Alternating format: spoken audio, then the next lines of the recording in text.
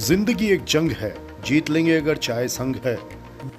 और अभी हम किसी कार्यवश कोई काम से निकले हुए हैं और भगवान का जो कहते हैं कि सबसे बड़ा एक आसरा होता है। We did it guys।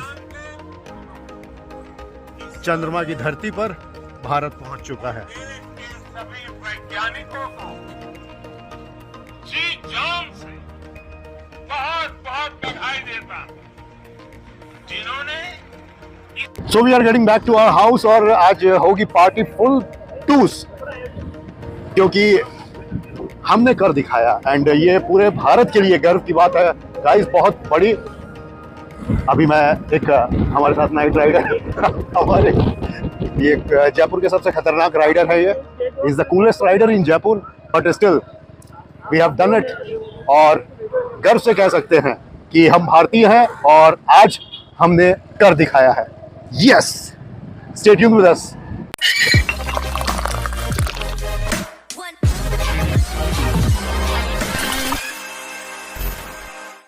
So hello नमस्कार, कैसे हैं आप? मजे में? चलिए मैं आपको बता दूं कि right now you are watching chai buster, जहां चाय पर होता है हर बार कोई ना कोई कमाल। और आज कमाल नहीं, धमाल नहीं, आज होने जा रहा है बवाल। और उस बवाल को हम बढ़ाएंगे क्योंकि चंद्रयान ने पहले ही बढ़ा दिया उस बवाल को, और हम जो बातचीत करने वाले हैं आज, शायद उससे 4 चांद थोड़े और लग जाएंगे। 4 चांद क्या, एक जो चांद भारत ने लगाया है और उस चांद पे जो हमारा झंडा गाड़ दिया, जो हमारी पताका फहरा दी है, वो भी साउथ पोल पे, तो ये एक बहुत बड़ी बात है। ये छोटी सी बात नहीं है कि 4 लाख किलोमीटर, लगभग 4,03,84,000 समथिंग किलोमीटर पे जाके एक चांद पे झंडा गाड़, वो अपने आप में उसके मायने कैसे बड़े हैं ये हम आपको बताएंगे। और एक बार फिर से आज स्टूडियो में हमारे साथ इस खास एपिसोड के लिए इंडिया के और खासकर जयपुर के यंगेस्ट एस्ट्रोनॉमर और स्पेस ट्यूटर, इसरो के सर्टिफाइड स्पेस ट्यूटर पारस शर्मा, एक बार फिर से हमारे साथ। आपका बहुत बहुत स्वागत है पारस। और आज बहुत सारी जानकारियां हम लेंगे आपसे इस एपिसोड के माध्यम से। बिल्कुल सर, तो मैं पहले जो हमारी खुशी है उसको जाहिर करने के लिए बिल्कुल वो मैं कहना चाहूंगा कि जो सवेरा चांद पर हुआ तो पूरी धरा पर लालिमा छा गई। जो हम खुश हुए हैं तो एक तरह से लालिमा है, बिल्कुल ठीक है। और जहां वहां पर जो सूर्योदय हुआ, सूर्योदय के समय ही हमारा जो विक्रम लैंडर है उसने लैंडिंग करी। वाह, और क्या सफल लैंडिंग हुई। गूज़बम्प्स रेगुलर है, बिल्कुल। जब मैं अभी भी रेगुलर है और आंखों में नमी है, तो वो रेगुलर चले जा रहा है। और ये जो मिशन है इंडियन स्पेस रिसर्च ऑर्गेनाइजेशन का, इंडिया का जो ये मिशन है, बहुत ही खास है, क्योंकि पहली बार ऐसा हुआ है कि चांद के साउथ पोल पर उसके नियर लैंडिंग की है विक्रम लैंडर ने। 2019 जब सबने कहा कि यार फेलियर फेलियर फेलियर, हमारे सामने है सक्सेस। बिल्कुल। और जैसा कि जो एस सोमनाथ हैं वो बता रहे थे, जो कि इसरो के चीफ हैं और इस पूरे ऑपरेशन के जो हेड थे, उन्होंने बताया था कि हर फेलियर से ही हम सीखते हैं। बिल्कुल। और चंद्रयान, ये जो हमारा जो चंद्रयान 3 था, ये फेलियर बेस मॉडल था। इट डजंट मीन कि ये भी फेल होने वाला है। फेलियर बेस मॉडल का मतलब ये हुआ कि चंद्रयान 2 जो है, जिसका ऑर्बिटर अभी भी जिंदा है, और चंद्रयान 3 ने, देखिए मेरे रोंगटे खड़े हो जाते हैं जब भी मैं इस तरह की बातें करता हूँ, कि जब चंद्रयान 3 वहां से गुजरा था तो उसने उसको हाई ब्लो करते हुए गुजरा हुआ। और कांटेक्ट भी उसके साथ में बना लिया दोबारा चंद्रयान 2 के ऑर्बिटर के साथ में, तो उसके साथ भी कांटेक्ट है। तो अब जो कनेक्शन बन रहा है वो बहुत ही खूबसूरत है। और बात कही आपने एस सोमनाथ सर की, तो सबसे पहले तो हमारा प्रणाम, अगर सर देख रहे हैं बिल्कुल तो उनको सच नमन है, सैल्यूट है।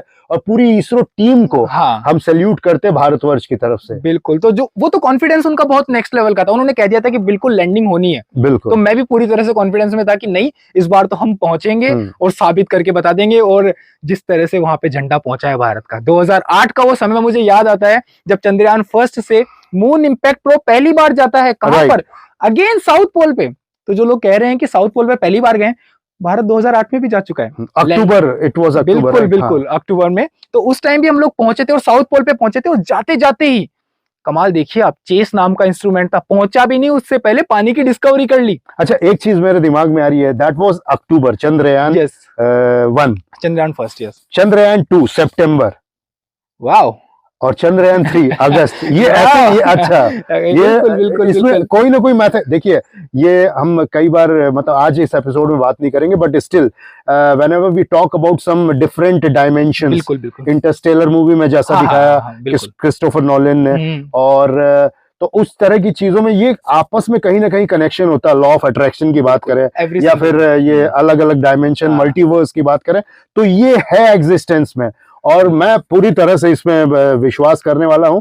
ये जो हम बोलते हैं ना गॉड, अल्लाह, ईश्वर, भगवान, तो ये सारे इन मल्टीवर्स में कहीं ना कहीं विचरण करते हैं, और उनको ही हमने ईश्वरीय दर्जा दे के रखा हुआ है। ईश्वर व्याप्त वो एक है जिसका ना आदि है ना अंत है, वो अलग है, वो भगवान जिनको बोला जाता है, बिल्कुल लेकिन प्रकृति। और इसके अलावा जो चीजें आपस में बटी हुई है वो बहुत सारी चीजें, तो इसके बारे में हम कभी और बैठेंगे। लेकिन फिर भी ये जो कैलकुलेशन अक्टूबर, सितंबर, अगस्त, तो मुझे एक बात बताइए, इसी से मैं एक क्वेश्चन निकाल के लेकर आता हूँ, अगले साल जुलाई में कुछ होने वाला है क्या? बिल्कुल होगा, क्यों नहीं होगा। हमारे जो मिशन है, एक तो शुक्रयान है जो दिसंबर में होगा, राइट, ठीक है। लेकिन हमारे गगनयान को लेकर के बहुत सारे हैं कि 2024 में गगनयान का अनक्रूड मिशन जो है वो जाएगा, तो डेट्स अभी सामने नहीं है। आदित्य का अनाउंसमेंट हुआ है, आदित्य की जो अनाउंसमेंट है वो अगले मंथ में ही है। आदित्य लॉन्च होने वाला है नेक्स्ट मंथ में, आदित्य L1 उसका नाम है, राइट। तो वो मिशन जो है हमारे सूरज पे जा रहा है, हमारे ऊर्जा के स्रोत के पास जा रहा है। तो कल प्रधानमंत्री नरेंद्र मोदी जी ने भी कहा था कि भारत जो चांद पे कदम रख चुका है, अब ये यहीं नहीं रुकेगा, अब ये सूरज को भी स्टडी करेगा, और हमारी सिस्टर प्लैनेट जिसको एविल भी बोलते हैं, वीनस, उसको भी स्टडी करेगा, और सैमानव अंतरिक्ष में गगनयान मिशन, सब कुछ पेश होगा आपके सामने। और ये तो चंद्रयान 3 था, बहुत वापस से सैल्यूट है पूरे इसरो टीम को, भारतवर्ष को, पूरे तमाम एक एक नागरिक को बहुत बहुत ढेरों सारी बधाइयां। शुक्रयान जो है वो भी अगले साल करने का जो मकसद है, जो मेन रीजन है, वो भी हम आपको बता देना चाहेंगे कि शुक्र पृथ्वी से बहुत कई करोड़ किलोमीटर दूर है, और 24 में वो पृथ्वी के सबसे नजदीक होगा, इसलिए वहां वो भेजा जा रहा है। कि जो शुक्र ग्रह है वो अगर हम देखते हैं तो सूरज के चारों तरफ 10 करोड़ किलोमीटर की परिक्रमा होती है, थोड़ा ही फर्क आता है उसके अंदर। और अगर हम धरती को देखते हैं तो वो 15 करोड़ किलोमीटर दूर है। यानी ये क्या कहते हैं, एस्ट्रोनॉमिकल यूनिट्स में अगर बात की जाए, हाँ, तो अर्थ जो है 1 एस्ट्रोनॉमिकल यूनिट है, जिसको हम 15 करोड़ किलोमीटर की लगभग डिस्टेंस है, तो वो 10 करोड़ किलोमीटर की डिस्टेंस बिल्कुल। अब वो जो दूरी है, हाँ, वो ग्राफिक्स में बहुत क्लियर नजर आएगी इनको शानदार तरीके से। तो कारण ये है कि 2024 में, और अगर 2024 में शुक्रयान नहीं हो पाता है तो फिर we have to wait for long 7 years। बिल्कुल, लेकिन अभी जिस तरह से हमारे मिशन जा रहे हैं तो पूरा यकीन है कि वो मिशन भी पूरी तरह से मुकम्मल होगा। अब शुक्र की बात हुई है तो मैं आपको बताना चाहूंगा शुक्र के ऊपर कि शुक्र ग्रह जो है उसके ऊपर शुक्रयान क्यों जाना चाहता है। शुक्र ग्रह को, जो हमारा वीनस है, इसको बहुत पहले भी एक्सप्लोर किया गया। रशियन जो सोवियत यूनियन था पहले, उसने बहुत एक्सप्लोर किया है, वेनेरा प्रोग्राम था उसका, फिर उसके बाद में इस पे ब्रेक लगा, है ना। लेकिन जो हमारा वीनस है वो ऐसे जोन में आता है जहां पे हैबिटेबल प्लैनेट्स होने चाहिए, उसके बावजूद वहां का टेम्परेचर 464 डिग्री सेल्सियस तक जाता है।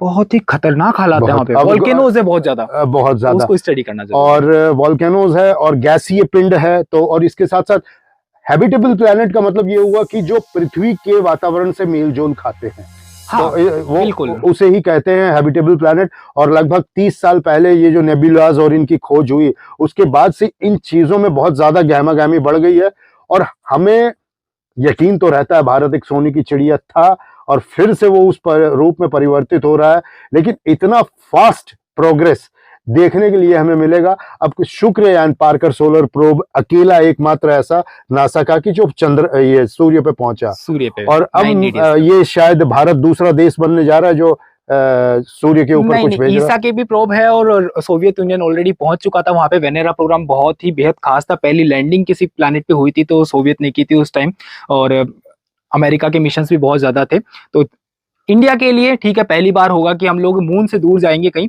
पर अच्छी बात होगी। रही बात जैसे आपने गैसियस कहा, तो गैसियस का मतलब इस तरह से है कि सॉलिड तो पूरा का पूरा प्लैनेट है, लेकिन उसका जो एटमॉस्फेयर है बहुत ही ज्यादा घना है, तो इसके कारण सनलाइट आती है पर जाना मुश्किल है। केवल आओगे तुम अपनी मर्जी से, पर जा नहीं पाओगे। तो इसलिए वहाँ पे ग्लोबल वार्मिंग ज्यादा है, टेम्परेचर ज्यादा, ट्रैप हो जाती है हीट पूरी तरीके से वहाँ पे। तो ये हमारा गैसियस कहने का पूरा मतलब था। चलिए ठीक है, तो अब आगे बढ़ने से पहले आइए दिखाते हम आपको, आपके साथ साझा करते हैं वो क्षण जब चंद्रयान 3 ने कदम रखा चांद की भूमि पर। जी हाँ, आप अपनी स्क्रीन पे देख सकते हैं कि हम lander module People are applauding. Let lander us all module wait to hear from the Secretary Department of Space and Chairman ISRO, Shri S. Somnath. Lander module पूरी तरह से सेफली और सॉफ्टली चंद्रमा के सतह पे लैंड हो चुका है। ये हम लोगों के लिए बहुत ही गर्व की बात है। हिंदी में एक कहावत है कि चंदा मामा दूर के, लेकिन अब हम ये कह सकते हैं कि चंदा मामा अपने घर के। बहुत ही उम्दा। The hard work of the entire ISRO community has come to fruition.